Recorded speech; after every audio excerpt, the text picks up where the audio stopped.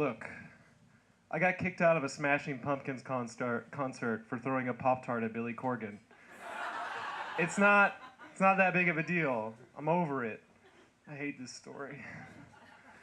I don't know if any of you happened to see the Smashing Pumpkins in Houston in the spring of 2000, but just in case, remember how Billy Corgan was telling a story during the encore and then someone threw something at him and everything got real weird for a little while?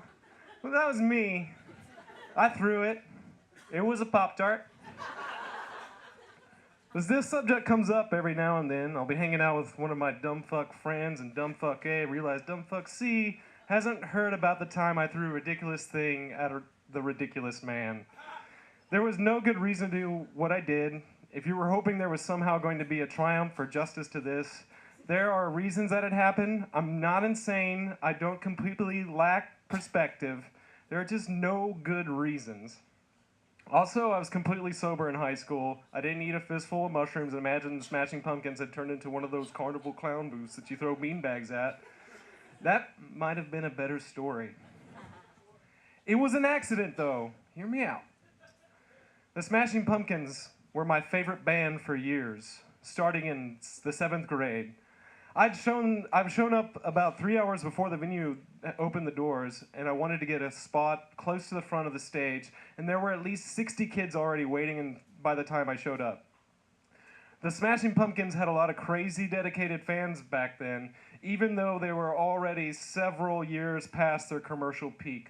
Also their peak of not making bad music.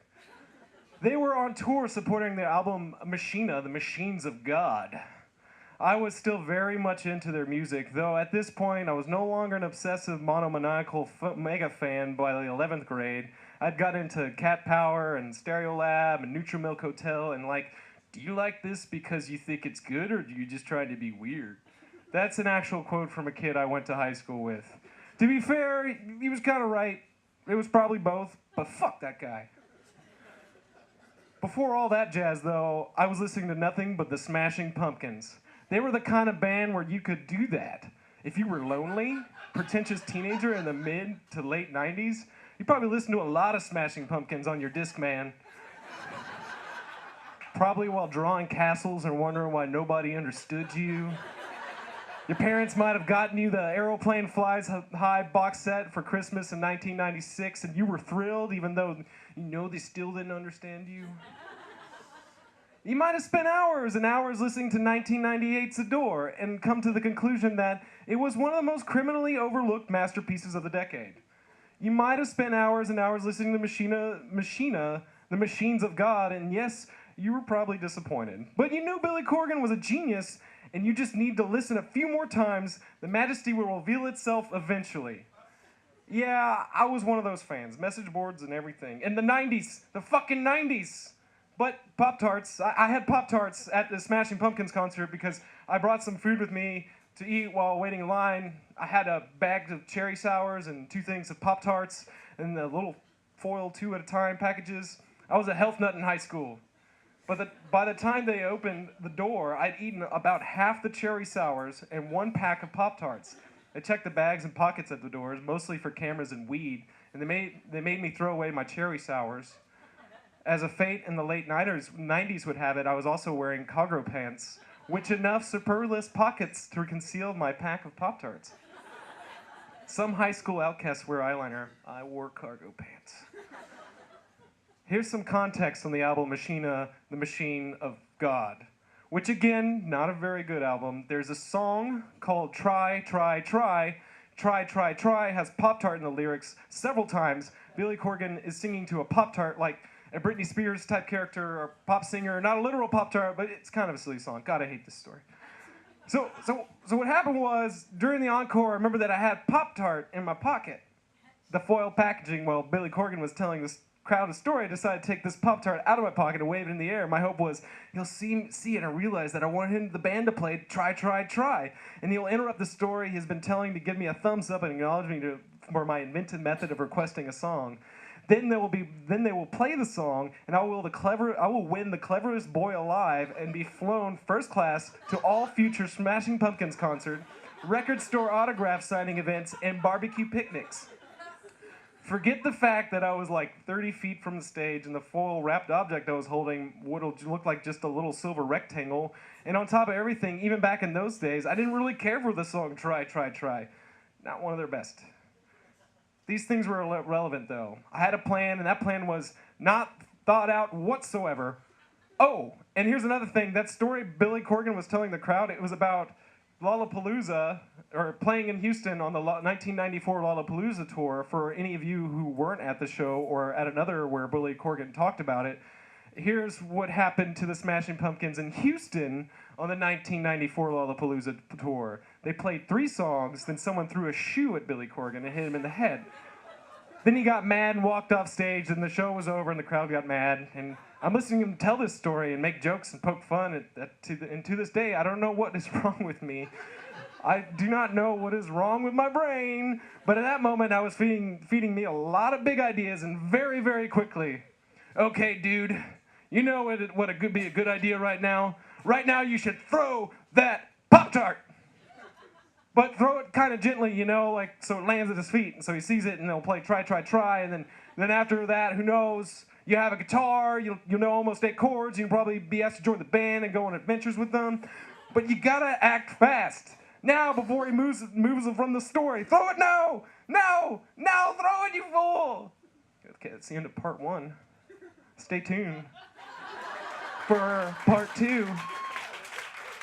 Thank you.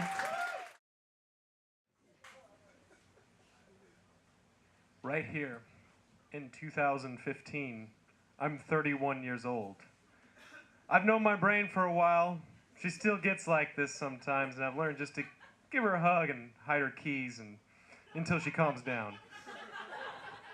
But in that moment, I was like, fuck yeah, Brain! You're a genius, let's do this! You and me, Joe and Brain, straight to the top, baby, floor it!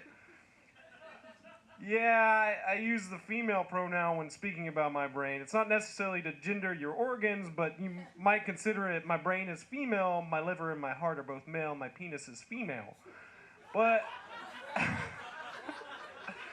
but I've always thought of the way an old-timey sea captain considers his ship to be a lady, you know, like, yar, she be a stout and sturdy vessel, etc.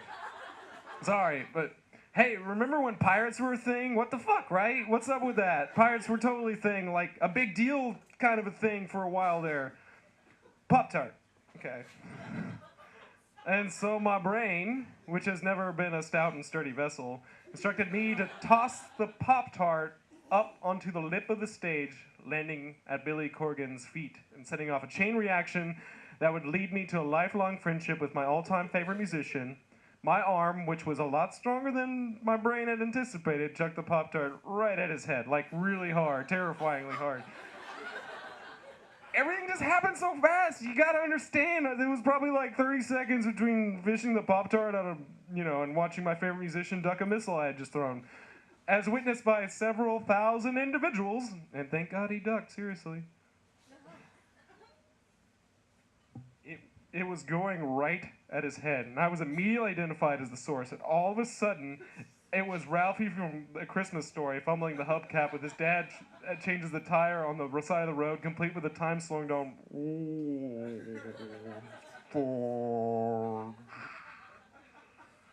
But Billy ducked, and then so did I.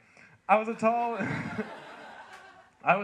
and burly kid, and just been witnessed by many people attempting to assault the evening's entertainment, but I didn't know what else to do, so I just ducked. The vibe of the Ariel Theater and Bayou Place got very, very weird. I was mortified.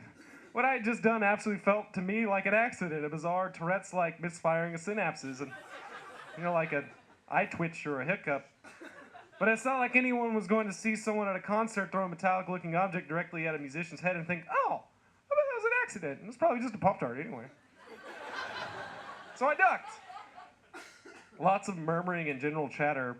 Folks in the audience began to point at me and yell, "He's here! He's over here!"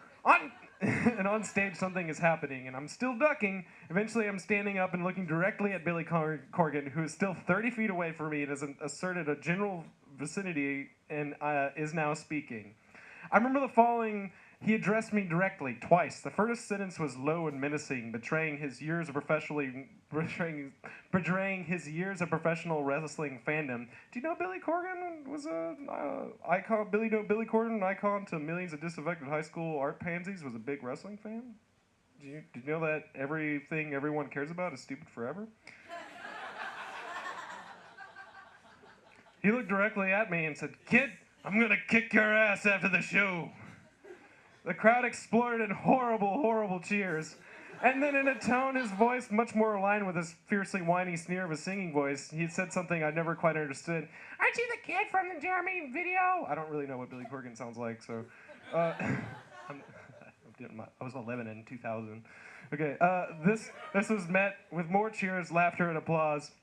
And I'll be damned if I knew what he meant. I mean, he meant the Pearl Jam video, I get that much, but I don't look like that kid at all. And years later, a friend proposed that he meant I should kill myself, possibly in front of my classmates. This is the only thing I could think of that makes a lick of sense. But hey, come on. The guy just dodged a projectile. Plus, he's used to eating tabs of acid like M&Ms. Not everything his brain gonna spit out is gonna be an instant, what was going to be on point, Regardless, as far as the crowd was concerned, he was Bill Hicks up there. The atmosphere in the room was still extremely uncomfortable, but it seemed like things were going to start moving along. But I was mortified. It's been years since I've given two hoots about this event. Years that Billy Corgan refused to produce decent music have helped, or maybe it had something to do with maturity. It's hard to say, but for ages afterwards, I replayed the entire event in my head 1,000 times. That confused murmuring while the band collected themselves and the crowd thought about what an idiot I was. That was maybe the most humiliated I've ever felt.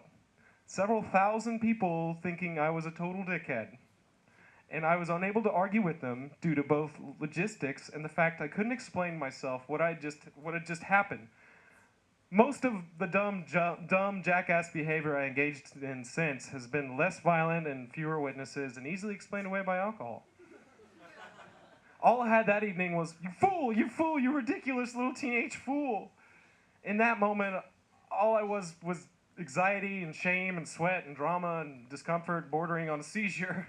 I wanted to disappear. I wanted to be a ghost. I didn't want to leave. I wanted to have fun and watch the rest of the show. I wanted to be there with everyone else. I just didn't want them to see me or notice me or realize that I was there at all. And this is what middle school was like for me. This is what high school was like for me. This is why I listened to the Smashing Pumpkins so much, you fool, you ridiculous little teenage fool. So after a few eternities passed and it became clear that no one was going to die, after it seemed to be the band was ready to play another song, loud and nostalgic enough for the room to forget, if not forgive, what I had done, a big beefy hand grabbed me by the scruff of my black t-shirt and felt myself being dragged through the crowd. A fat middle-aged hockey player-looking bouncer hustled me towards the exit and through the crowd, once again erupted with cheers. "You're lucky I don't take you and let the band deal with you," he grunted at me. I wanted terribly to protest. "No, please. That way I could explain, that they'll know I'm not some random dipshit, but rather a true fan, one who loves, perhaps not wisely, but too well.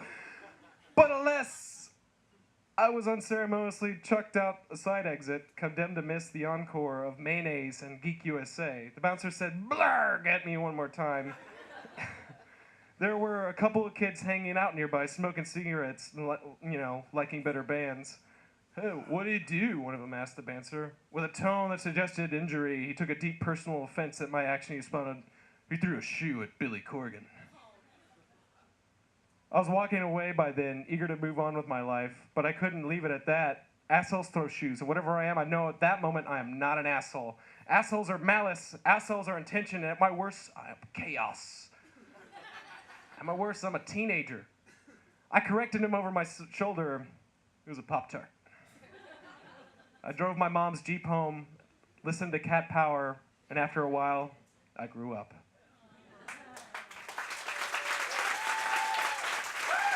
Thank you. Great story. Thank you.